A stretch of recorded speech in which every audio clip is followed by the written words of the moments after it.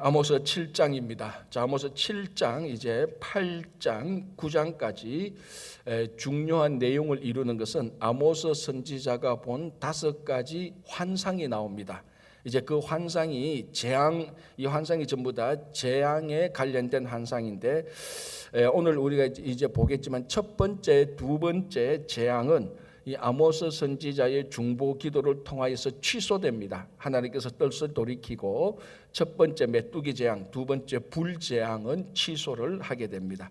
그리고 다림줄 환상을 통하여서 이루어질 재앙은 그대로 이루어지고요. 이제 내일 우리가 볼 넷째, 다섯 번째 과일, 그 여름 과일을 담은 한 광주리 환상, 그리고 범죄를 지은 이스라엘이 몰락하는 환상, 이렇게 보면서 5가지 환상이 이어지는데, 물론 중간에 오늘 또 7장 10절에 보면은 아모스와 아마샤가 대결하는 요 중간에 막간 또 하나 우리가 같이 보겠습니다. 자, 오늘 7장에서는 3가지 재앙 환상과 아모스와 아마샤 이 대결을 보겠는데, 첫 번째 1절을 보겠습니다. 7장 1절.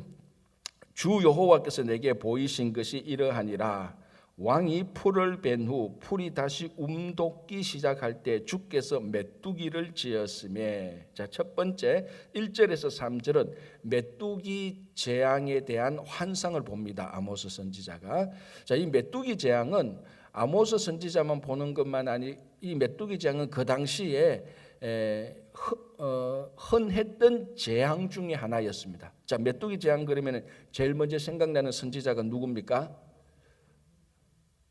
예, 맞습니다. 모세 그 앞에. 여러분 범위를 아주 넓게 봅니다. 우리가 바로 요 앞에 봤던 요엘 선지자. 자, 모세 때도 메뚜기 재앙을 했고요. 그러니까 그 앞에 이미 했고, 그런 어쩌면 모뚜기가 아니고 메뚜기, 죄송합니다. 모세 얘기하다 보니까 모세하고 메뚜기를 합치니까 모뚜기가 또 되네요. 그러니까 메뚜기 재앙의 원조가 아마 모세가 될 겁니다. 그때부터 10가지 재앙할 때 그런 재앙을 줬고, 이제 그것이 메뚜기 재앙이 아마 그 고대 중동 이스라엘 지역, 요르단 지역, 이제 그쪽 지역의 메뚜기 재앙은 아마 그 당시 이스라엘 사람들이 가장 흔하게 당하는 재앙 중에 하나일 겁니다. 왜 그 국가마다 자연적으로 아니면 환경적으로 취약한 부분이 있지 않습니까? 그 취약한 부분을 통해서 하나님께서 계속해서 경고를 주시듯이 이쪽 지역에서는 메뚜기 재앙의 경고가 종종 있었습니다. 우리가 앞에서 봤던 요엘 선지자도 요엘 선지자의 핵심 메시지는 메뚜기 재앙을 중심으로 둔 메시지였습니다. 그래서 이 요엘 선지자가 그 메뚜기 재앙을 보면서 종말에 관한 재앙까지도 그 메뚜기 재앙 속에서 담겨진 하나님의 비전을 보게 된 것입니다. 자, 제가 말하는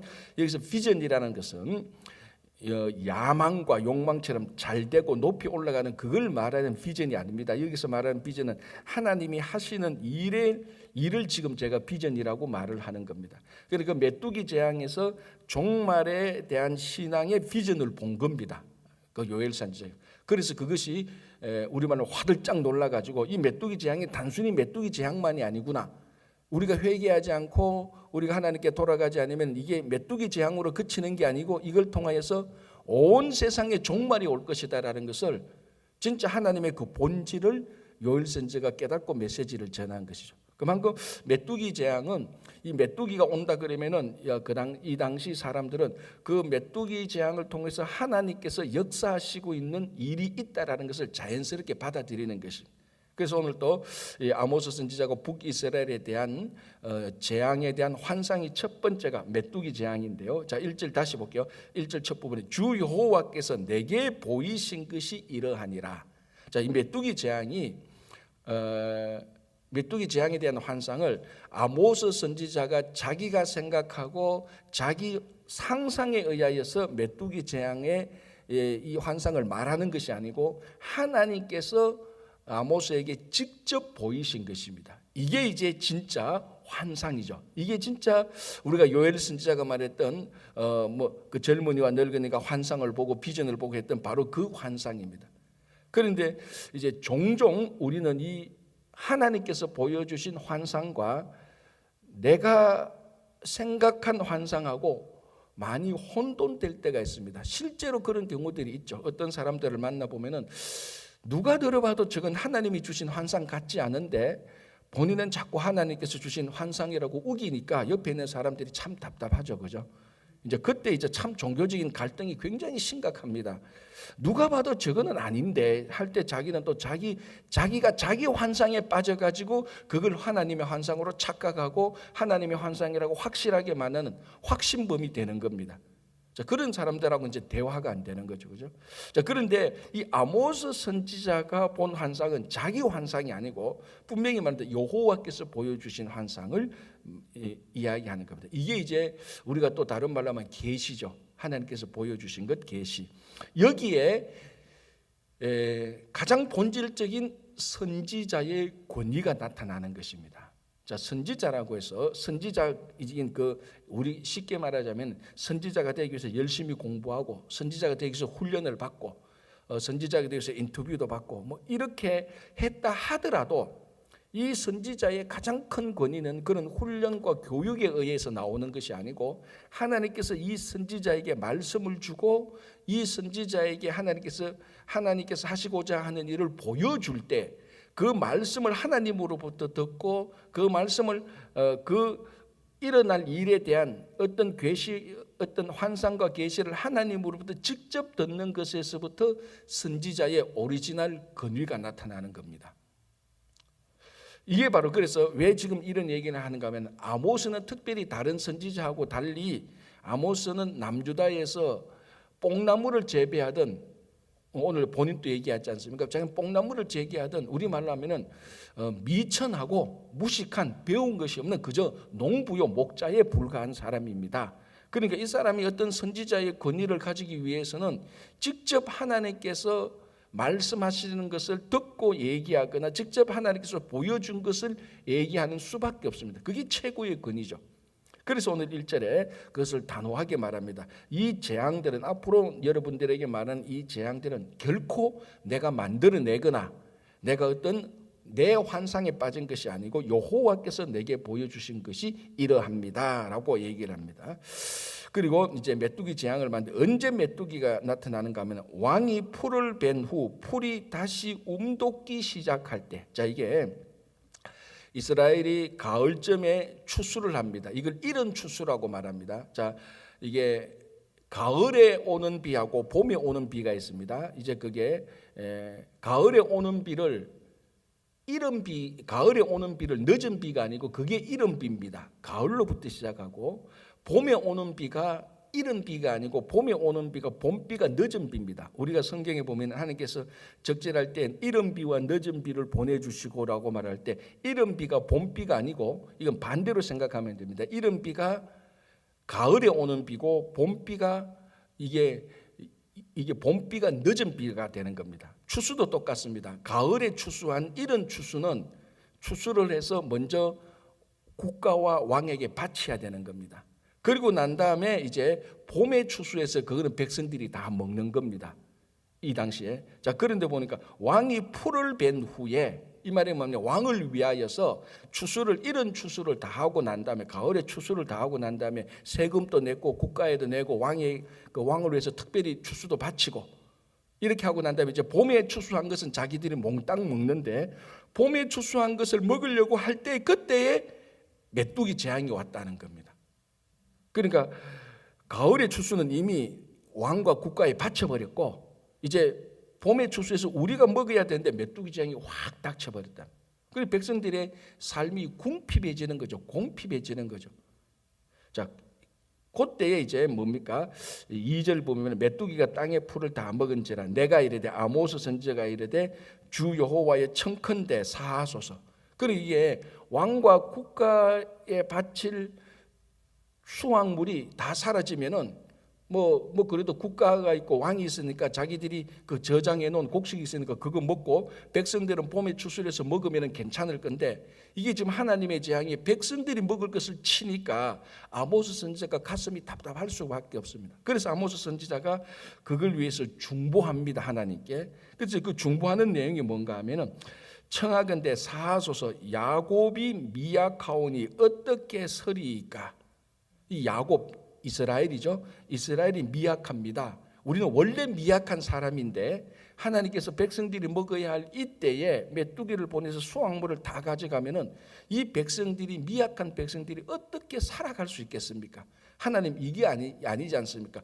물론 백성들이 잘못한 것도 있지만 먼저 잘못한 것은 저 지도자들과 저 엉터리 저 정치가들이 잘못했는데 저들의 먹을 백성을 하나님께서 치셔야 되는데 왜 백성들이 먹어야 될 음식을 치십니까? 이 미약한 이 백성들이 어떻게 살겠습니까? 하나님 용서해 주셔야 되겠습니다 라는 그런 말입니다.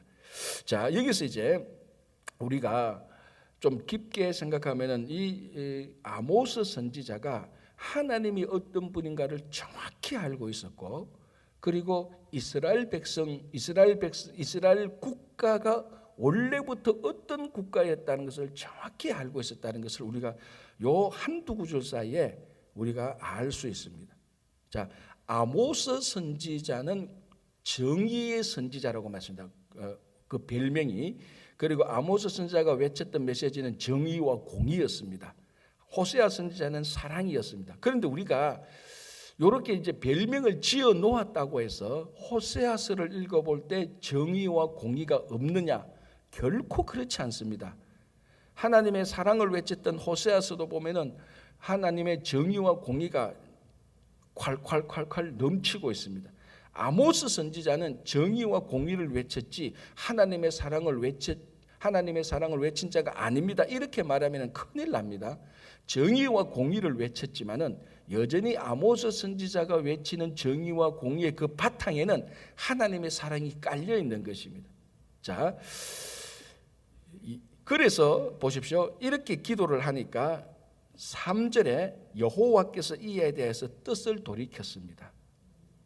만약에 정의와 공의의 하나님 그것만으로 하나님께서 똘똘 뭉쳤다면은 이 이스라엘 백성들은 지금 심판을 받아야 되는 게 맞습니다. 일체의 긍휼함도 없고 일체의 자비함도 없는 하나님이라면은 하나님께서 원래 심판하시기로 작정했던 그 계획대로 밀고 나가는 겁니다. 하나님은. 그런데 아모스 선지자는 하나님의 원래 본성이 긍휼과 자비가 풍성하신 분이라는 것을 알고 있었습니다. 자, 여기서 제가 지금 알고 있었다고 말을 하는데, 자, 우리 모두가 다 하나님은 긍휼과 자비 하나님이라는 것을 다 알고 있습니다. 모르는 분이 어디 있습니까? 그러나 정말로 우리가 하나님의 긍휼과 자비를 어느 만큼 경험했고 그걸 내 삶을 통하여서 진짜 하나님은 사랑의 하나님이라는 것을 뼈저리게 체험하고 그것을 고백하느냐, 그거는 사람들마다 다 다릅니다.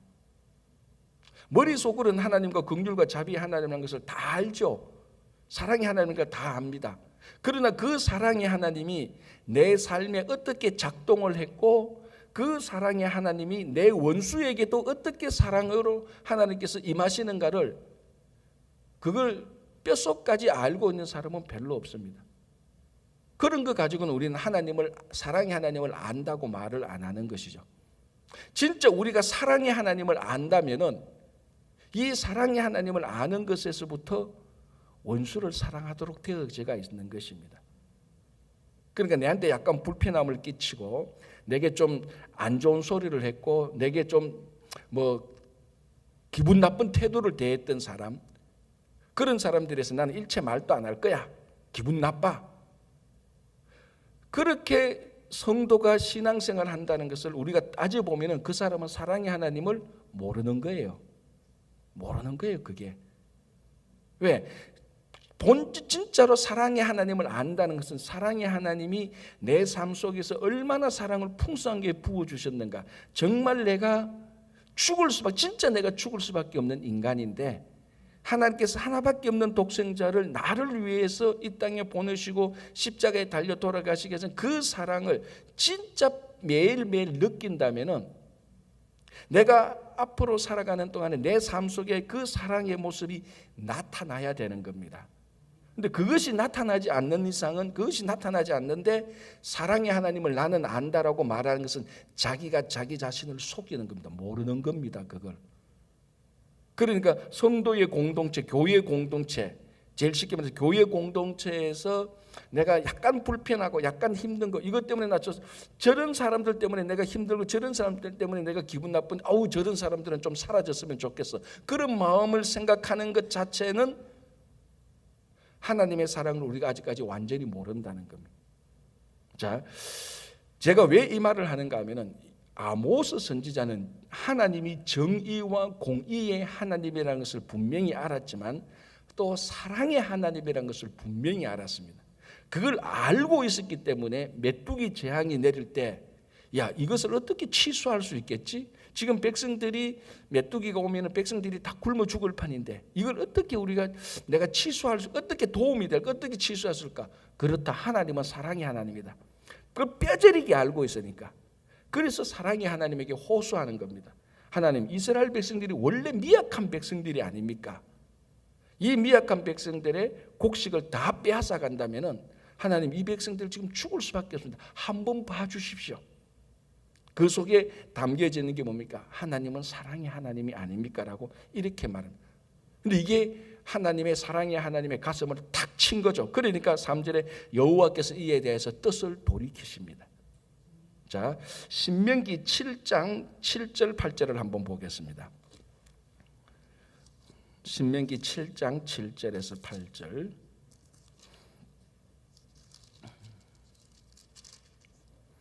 자, 제가 한번 읽어드릴게요.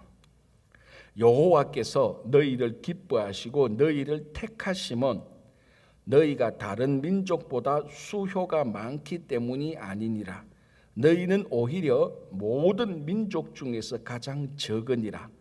여호와께서 다만 너희를 사랑하심으로 말미암아 또는 너희의 조상들에게 하신 맹세를 지키려 하심으로 말미암아 자기의 권능의 손으로 너희를 인도하여 내시되 너희를 그 종되었던 집에서 애굽 왕 바로의 손에서 속량하셨나니. 자, 이 신명기에서 이스라엘 백성들이 원래 어떤 사람이라고 말합니까? 너희는 오히려 모든 민족 중에서 가장 적으니라라고 말을 합니다. 지금 아모스 선지자가 하는 말이 바로 이 말입니다. 야곱이 미약하오니. 원래 우리는 미약한 사람이 아닙니까? 근데 하나님께서 우리를 택하신 게 우리가 다른 민족보다 강하고 똑똑하고 잘나서 하나님께서 우리를 선택한 것이 아니지 않습니까? 그 역으로 우리가 가장 못났고 가장 부족하고 가장 형편없었기 때문에 하나님께서 우리를 선택하신 것이 아닙니까? 그러니까 이 아모스 선지자가 말하는 것이 신명기 내용을 어느 정도 알고 있었는지는 모르겠지만 어쨌든 이 내용하고 신명기 7장 내용하고 지금 일치하고 있습니다. 하나님께서 이스라엘 민족을 선택한 것은 가장 약했기 때문에 선택한 겁니다. 그럼 이 약했기 때문에 선택한 하나님의 본성은 뭡니까?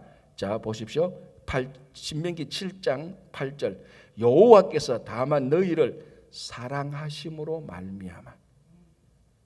그러니까 요 부분이 지금 아모스 선지자가 하나님이 메뚜기 재앙을 내려서 백성들의 삶을 궁핍하게 만들려고 할 때 이걸 들고 나온 겁니다. 하나님, 우리가 원래 약한 민족이 아닙니까? 하나님께서 그런데 옛날에 약한 민족을 선택했던 것은 하나님께서 약한 민족을 사랑했기 때문에 강하고 크고 똑똑한 사람들을 제끼고 우리를 선택해 주신 것이 하나님의 사랑 때문이 아닙니까? 그러니까 이스라엘은 약했고 하나님은 사랑이 있었다는 것을 둘 다를 정확히 알고 있었습니다. 하나님은 어떤 분인 줄 알고 있었고 이스라엘 백성들의 형편이 어떻고 이스라엘의 상황이 어떤가를 알고 있었습니다. 그래서 이 두 개를 정확히 알고 있는 아모스 선지자가 하나님께 나가서 기도합니다. 하나님, 우리 야곱이 미약하오니 어떻게 설 수 있겠습니까? 이 재앙이 내리면. 하나님은 사랑의 하나님이 아닙니까? 원래 사랑의 하나님이 가장 약한 민족을 선택해서 우리가 이때까지 왔는데 그 일이 다시 한 번 더 일어나게 해 주십시오. 우리가 약한데 하나님 사랑을 베푸셔서 이 재앙을 물리쳐 주십시오. 안 그러면 우리가 설 수 없습니다. 그 말입니다, 사실. 그러니까 하나님께서 뜻을 돌이키셨다라고 말을 하는 겁니다. 자, 여기서 제가 한 번 더 말씀드리지만 하나님께서 뜻을 돌이켰다는 것은 하나님이 앞에 한 결정이 이거 내가 잘못됐구나. 내가 판단이 내가 생각이 짧았어. 아이고 너 얘기 들어보니까 내가 잘못했네, 그래 바꾸자, 이렇게 해서 뜻을 돌이키는 게 아닙니다. 여기서 뜻을 돌이켜서 원래 하나님의 계획도 온전합니다. 하나의 잘못도 없습니다.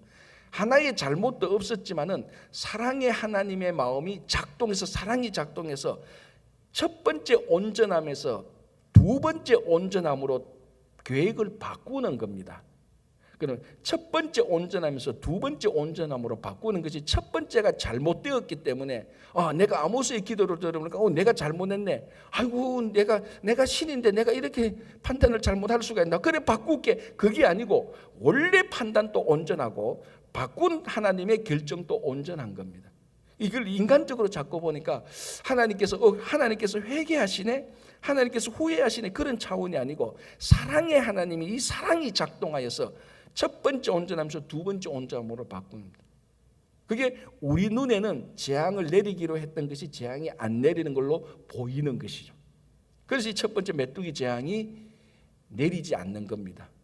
그래서 여기에는 아모스 선지자의 하나님의 마음을 아는 중보기도가 있었고, 하나님의 사랑을 아는 아모스의 중보기도가 있었고, 백성들이 얼마나 어렵고 힘든 상황을 알고 있었던 그 긍휼한 마음이 아모스 선지자에게 있었던 것이요. 자, 그러니까 이런 선지자가 제대로 된 선지자죠. 비록 출신이 저 남쪽 유다에서 뽕나무를 재배하는 아모스였지만, 그렇죠?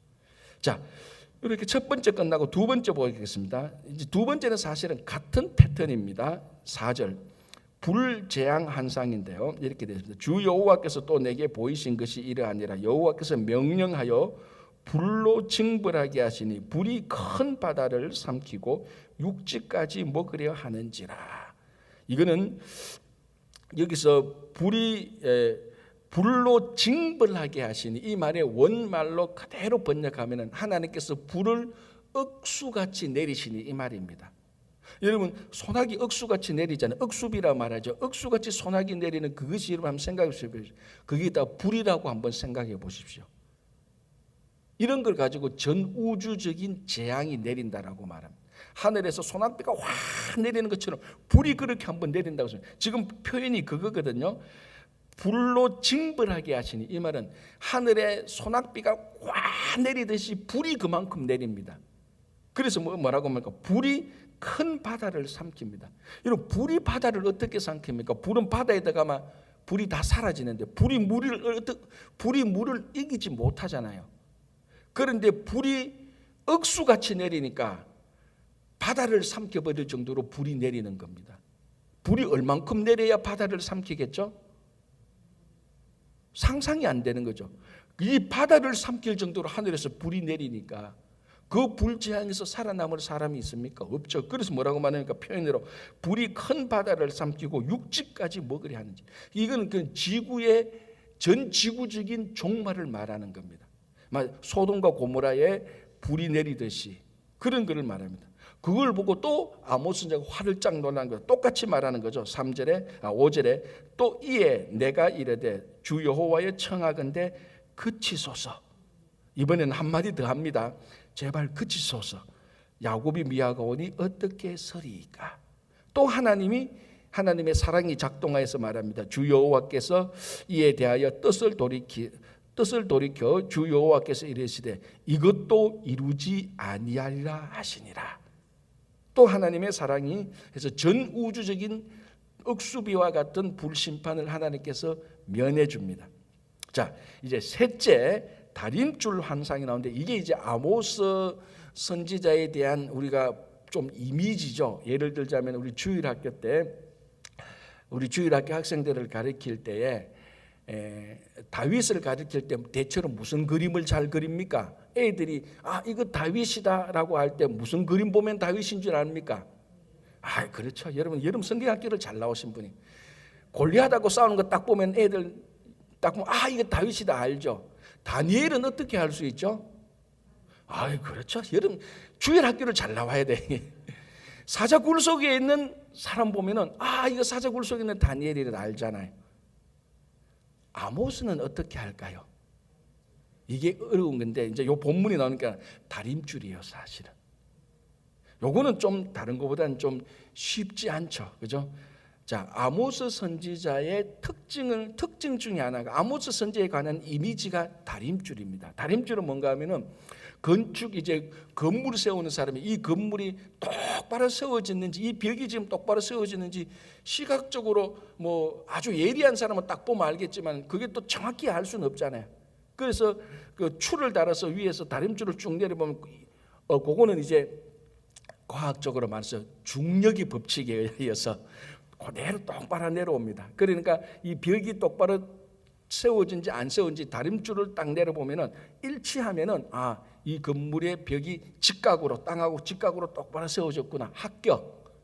근데 잘 세웠다고 했는데 이게 보니까 한 80도 정도로 삐뚤어하게 세웠구나, 아니면 100도로 쭉 들어가 생각하면 눈으로 보기에는 90도로 딱 똑바로 세워진 건데 다림줄을 대보니까 이게 100도가 흘려버렸어. 건물 잘못 세운 게요. 어떻게 합니까? 부숴야 돼요. 그건 다른 방법이 없어요. 원래 건물을 이래 세워야 되는데 하다 보니까 이래 세워버렸어요. 그 당시 기술로는 이걸 이렇게 만들 수가 없어요. 부수고 다시 지어야 돼요. 그게 지금 이제 다림줄 항상인데, 그래서 다림줄 항상 이 환상 재앙을, 이 다림줄 재앙 환상을 볼 때는 아모스 선지자가 중보하지 않습니다. 이 건물은 부술 수밖에 없습니다. 그래서 3절에 보면은 아모스 선지자가 중보하지 않고 그냥 심판을 인정합니다. 자, 7절 볼게요. 또 내게 보이신 것이 이러하니라. 다림줄을 가지고 쌓은 담 곁에 주께서 손에 다림줄을 잡고 서셨더니 여호와께서 내게 이르시되 아모스야 너가 무엇을 보느냐. 내가 대답하되 다림줄이니이다.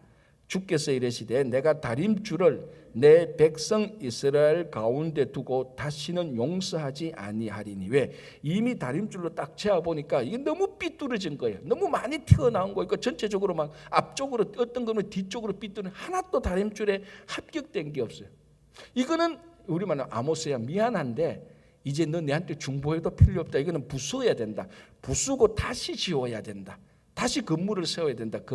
그 말에 대해서는 불재앙과 메뚜기 재앙에 대해서 하나님의 사랑에 강렬하게 중보했던 이 아모스도 듣고 보니까 그렇네요. 우리말로 하면 하나님 이 건물은 부수고 다시 세워야 되겠네요. 그래서 뭐라고 말합니까? 9절에 이삭의 산당들이 황폐되며 이스라엘의 성소들이 파괴될 것이라. 내가 일어나 칼로 여호와의 집을 치리라 하시니라. 원래 첫 번째, 두 번째 같으면 또 여호와가 나와서 야곱의 집이 미약하오니 이렇게 나와야 되는데 이 아모스가 그거 기도할 상황이 아닙니다. 여기 보니까 예를 들면 이삭의 산당들, 여호와의 이스라엘의 성소들, 이거 전부 다 우상을 섬기는 산당들이거든요. 그걸 하나님의 기준에 재어 보니까 맞을 리가 없는 거죠. 그러면 아모스 선지자가 이런 산당들과 이상을 섬기는 이런 다 신전을 위해서 하나님 그거 파괴하지 말고 한 번만 봐주십시오 이렇게 기도는 못하잖아요. 하나님의 다림줄이 너무 틀리니까 그것은 우리가 하나님께서 하시는 대로 받을 수밖에 없다 해서 중보 기도를 하지 않습니다. 그래서 아모스 선지자의 어떤 그림적인 이미지는 이 다림줄을 딱 재는 겁니다. 그 하나님께서 다림줄을 건물 위에 내릴 때마다 사실 어떨 때는 우리가 좀 섬뜩하죠. 그 건물에 내 삶을 딱 넣어봤을 때 그 다림줄하고 내하고 얼마나 일치할지, 어느 부분이 삐뚤삐뚤하고 내 삶 전체가 어느 정도 기울어졌는지, 어떨 때는 그 다림줄을 볼 때마다 좀 섬뜩하죠. 저기에 내가 참 다림줄 앞에 가기가 두렵죠. 사실은 또 다림줄이 오면 어떡합니까? 뒤로 물러가거나 자꾸 내빼는 거죠. 겁이 나니까. 자, 만약에 여러분들이 지금 하나님께서 여러분들의 각 삶에 다림줄을 내린다고 생각했을 때 여러분 스스로 생각해 보십시오. 어느 부분이 제일 하나님의 다림줄하고 안 맞을까?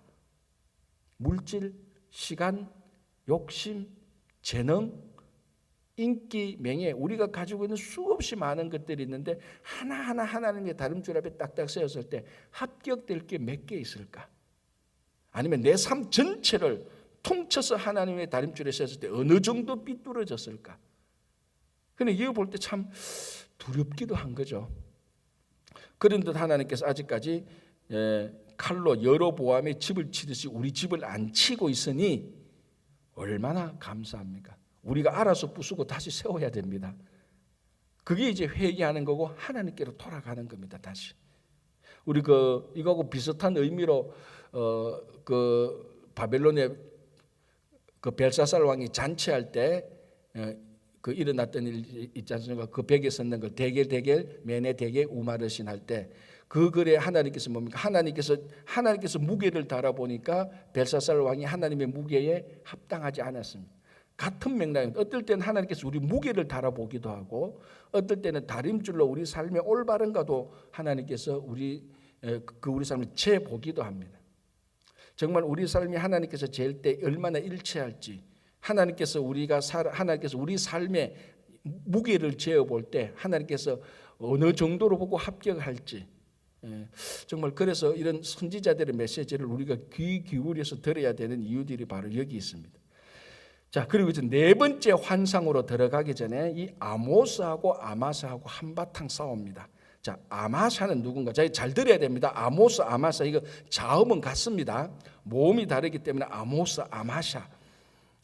근데 자 10절 때에 벳엘의 제사장 아마샤가 자 아마샤는 어떤 사람이죠? 베델의 제사장입니다. 자 베델의 제사장 그러면 어느 정도 급수가 될까요? 뭐 모르겠는데 우리가 지금까지 알고 있는 성경 상식으로 하면은 여로보암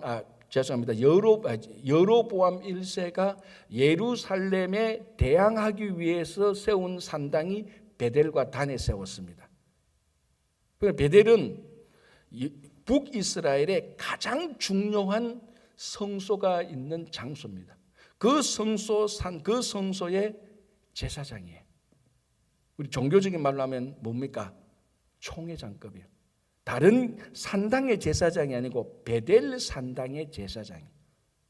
여러분 우리는 뉴욕에 살고 있는데 우리 교계도 가만히 보면은 약간 좀 하면서 약간 미소를 짓게 하는 게 뭐냐면은 뉴욕 앞에는 항상 무슨 자를 붙입니까? 대자를 붙여요. 대뉴욕이라고 붙여요. 물론 뉴욕이 크고 인구도 많고 경제도 풍요하니까 대뉴욕이라고 붙이는 거예요. 저 뭐 켄터키 앞에 대켄터키 이렇게 붙입니까? 다 웃죠. 웨스트 버지니아에 대웨스트 버지니아 다 웃습니다. 뉴욕에는 더 그레이터 대뉴욕 뭐 이렇게 나오는 거죠. 베델이 그런 지역이에요. 사실 여기 베델인데 그냥 보통 베델이 아니라 더 그레이터 베델의 제사장이에요. 그러니까 북이스라엘의 종교적으로 따지면 서열 1위예요. 베델의 제사장 아마샤가 듣다 참다 못해서 아모스를 치기 시작합니다. 뭐라고 말합니까? 10절에 때에 베델의 제사장 아마샤가 이스라엘의 왕 여로보암에게 보내어 이르되 자, 이 제사장 아마샤가 여로보암 왕에게 말합니다. 이게 여기서 뭘 알지는 이미 정치와 종교가 타락하게 결탁했다는 것을 알 수 있습니다. 베델의 제사장, 정상적인 베델의 제사장이면은 이 문제를 두고 하나님께 기도해보고 저 아모스가 말하는 말이 저 재앙의 말이 진짜 하나님께서 주신 말인지 그걸 숙고해보고 아모스와 불러서 야 네가 이렇게 재앙을 내리는데 이게 하나님의 뜻이냐 맞다 안 맞다 뭐 그렇게 토론을 하든지 같이 기도를 하고 이런 식으로 나가고 이 베델의 제사장 아마샤가 하나님께 기도하고 나가야 되는데 일체 그런 과정 없습니다. 왕에게 말합니다. 자연스럽게. 그러니까 제사장과 왕이 정치와 종교가 심각하게 결탁됐다는 거죠. 인류 역사적으로 정치와 종교가 이렇게 결탁될 때에 자기들의 권력을 위해서 결탁될 때에 타락하지 않는 나라가 없습니다. 그래서 베델의 제사장 아마샤가 이스라엘 왕 여로보암에게 말하되 이스라엘 족속 중에서 아모스가 왕을 모반하나니 그 모든 말을 이 땅이 견딜 수 없나이다. 자, 이 아마샤가 아모스를 치기 위해서 음모를 꾸밉니다. 그게 뭐라고 말합니까? 저 아모스라는 사람은 반역자입니다. 이 말입니다. 왕을 모반하나니 이 땅이 견딜 수 없다. 저런 반역자를 왕이시여 견딜 수 없습니다. 라고 말합니다. 왜 이런 말을 했는가 하면 9절에 내가 일어나 칼로 여로보암의 집을 치리라. 북이스라엘을 치리라. 그걸 여로보암의 집을 치라는 그 말 한마디를 가져와 가지고 왕을 치겠다, 모반한다라고 그렇게 반역죄로 꾸며서 왕에게 보고하는 겁니다. 자, 아모스가 백성들을 모아서 데모 한 번 한 적도 없고, 우리 막 대자보 하나 붙인 적도 없고, 비밀리에 성경 공부하면서 이 나라를 우리가 전복시키기 위해서 우리가 조직을 좀 만들자, 그렇게 한 적이 일체 없습니다. 어떤 반정부적인 행동이나 언어가 하나도 없었습니다. 하나님께서 주신 말씀을 그대로 선포한 것이지, 그것은 어떤 이 말 자체도 정치적인 용어로 바꾼 적도 없습니다. 그냥 신앙의 용어로 그대로 말했는데 아마샤가 그걸 듣고 자기가 바꾸는 거죠. 살짝 바꿔가지고 이 아모스는 남유다에서 올라온 반역자입니다. 한 왕이시여, 이걸 우리가 두고 보아서는 안 됩니다, 이 말에. 그렇게 해서 반역자로 몰아가지고 아모스를 이제 치는 거죠. 그 11절에 아모스가 말하기를 여로보암은 칼에 죽겠고 이스라엘은 반드시 사로잡혀 그 땅에서 떠나겠나 하나이다. 이렇게 이제 아모스가 말을 했습니다라고 아마샤가 여로보암에게 말을 합니다. 자, 이제는 12절, 아마샤가 또 아모스에게 이르되 선견자여, 너는 유다 땅으로 돌아가서 도망하여 가서 거기에서나 떡을 먹으며 거기에서나 예언하고 다시는 베델에서 예언하지 말라. 자, 왜 이 말 합니까? 아모스가 원래 남유다 출신이잖아요. 우리 말로 하면 야, 너희 집에 가서 너희 땅에 가서 해. 왜 여기 와서 이렇게, 이 말이에요. 거기에서 가서, 거기에서나 가서, 거기에서나 떡을 먹으며 예언하라. 그러니까 이 아마샤가 무슨 생각을 하는가 하면은, 아모스가 말하는 것은 자기 먹고 살기 위해서, 종교적으로 직업을 가지기 위해서 이스라엘에 왔다 하는 그런 생각도 비슷하게 하는 겁니다. 왜 이런 생각을 하죠? 그렇죠. 자기가 그래 먹고 살고 있으니까. 자기가 베델의 산당 제사장으로서 국가의 녹을 먹고 있고 그 종교와 정치가 결정 권력을 부리고 있으니까 자기가 그래 사니까 아모스도 그런 눈으로 보는 겁니다. 좋게 말하면 이 말이죠. 아모스야, 너 북쪽에서 이러지 말고 이 북쪽에는 아마샤 내가 요래할 테니까 아모스 너는 내 말하고 비슷하네. 너는 남쪽에 가서 해라. 우리 좀 좋게 헤어지자. 제 상상력을 발휘해서 했던 말이에요. 그래서 13절에 다시는 베델에서 예언하지 말라. 이는 왕의 성소요 나라의 궁궐입니다. 이게 웃기는 일 아닙니까?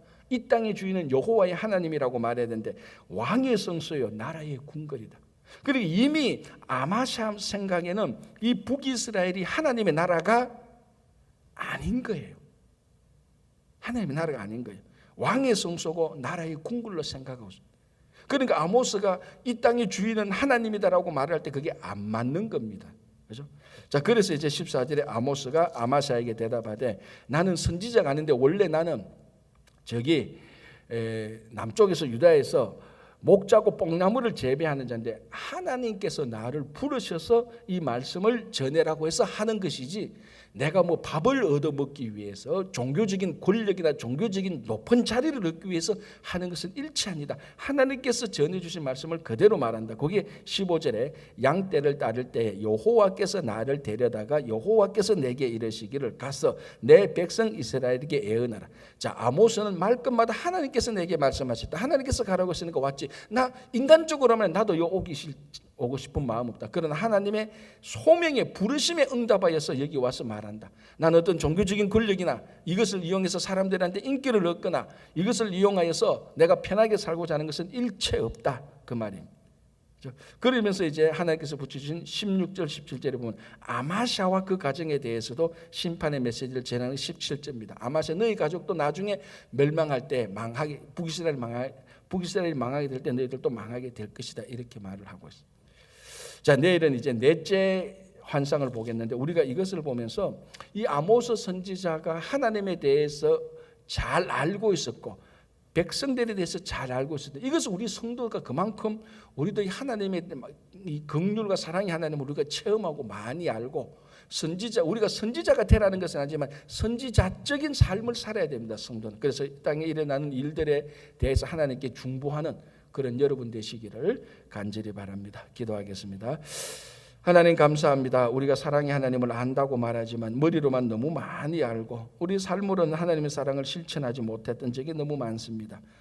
우리가 함께 신앙 공동체 생활을 하다가 약간만 불편하고 약간은 기분이 나쁘면 삐지기도 하고 약간의 손해도 우리가 감당하지 못하면서도 하나님, 사랑의 하나님을 안다고 말할 때 아버지 우리 자신을 되돌아보면 진짜 사랑의 하나님을 매일매일 경험하고 사랑의 하나님을 우리가 또 전할 수 있도록 도와주시옵소서. 주님, 여러 가지 기도 제목들이 있습니다. 특별히 육신의 강건함을 위해서 우리 김영환 장로님 그 육신의 강건함을 위해서 기도하옵니다. 또 여러 환우들의 육신의 강건함을 위해서 기도하오니 사랑의 하나님께서, 치료의 하나님께서 우리들의 기도를 들으시고 응답하여 주시옵소서.